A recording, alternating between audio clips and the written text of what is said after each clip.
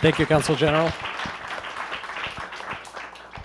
Thank you very much for organizing this and having us here, and thank you also for Stefano Mancini, who's in defect. It's tiresome worker in getting everything organized here, so I have a fantastic staff there. My name is Mike Borsetti. Actually, originally my name is Michele Borsetti. I've been in the States for a while, long enough that my name caused a problem that I actually was invited to participate to the Miss America tryouts because Michele is Michelle.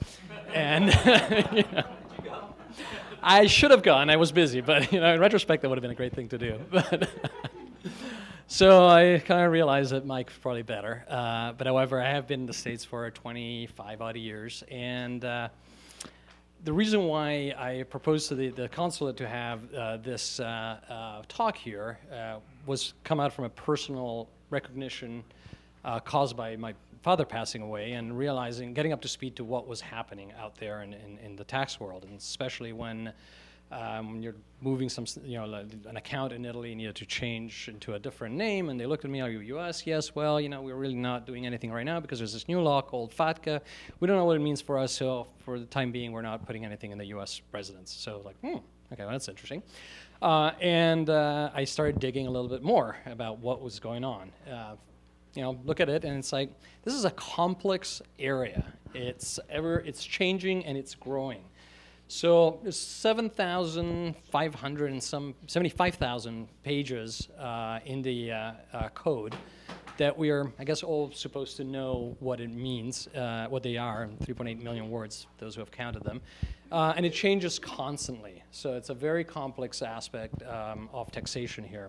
The U.S. is also very different from other countries like we're used to in Italy, in that it's a global system that taxes around the globe based on citizenship or what's called tax residentship, which our panelists will talk a little bit more about.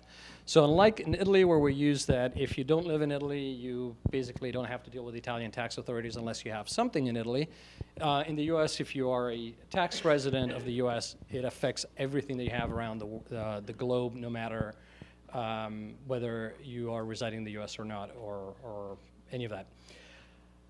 The international aspect in the U.S. taxation has gotten to the forefront fairly recently with something that happened in 2007.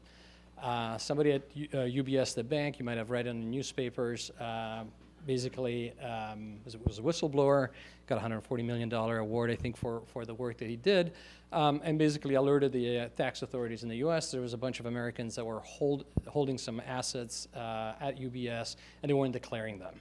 So that was a clear case of fraud, of evasion. And the IRS had amnesties, said, okay, well, it looks like this is maybe is a problem. If you guys come forth and if taxpayers come forth and you regularize yourself with the IRS, we'll give you some special discount on the penalties and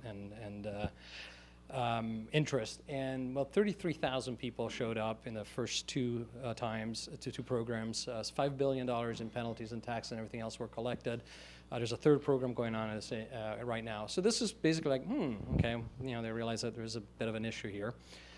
And the Congress passed what's called FATCA. This happened in 2010, very little discussion. Nobody actually knew it was there. It was part of the HIRE Act. Every newspaper was talking about how they were going to hire all these people because of the act. Well, there's a little offset part of the act, which is the FATCA side, which raised a little less than $1 billion per year. That's the estimate, and is an extremely broadly arranged in scope part, which has or act, which has a territorial part, which requires more disclosure. We'll go a little bit into that one, and also puts a burden on all foreign entities to report to the U.S. So banks and those type of entities to report some information back to the U.S. In the implementation of FATCA, the Treasury went and negotiated some bilateral agreements with other countries, which is the subject of this talk, or part of the talk. And also, as part of all of this, they're proposed to hire an additional 800 agents just to look at international matters. This is after, I think, they've, and Mr. Wood here will know more, They've also moved people around that were formerly doing something else, and they've already put them on international aspects. So all of a sudden, something that was not on the radar in Washington has become at the forefront of the radar, and it is basically compliance around the international, and by international means anything that is not in the U.S. for those people who are U.S. taxpayers. So very quickly on the panel here, we have Giuseppe Brusa from GC Consultants. So Giuseppe Brusa is the, Giuseppe Brusa is the managing partner, I believe, and founder of GC Consultants. I don't have your background here because I printed Sarre, so he will introduce himself. Aided with Sarre Baldassare, who also works with Mr. Brusa. And then from Wood LLP, Robert Wood, which is a very well-known and esteemed expert on FATCA. He regularly writes on FATCA and all sort of matters on Forbes, also on the type of publications that your tax people go to refer when they don't have the answer. And Mr. Wood will have articles written there. He's written over 30 books and is just an amazing amount of wealth of knowledge, so we really appreciate all three of you guys being here.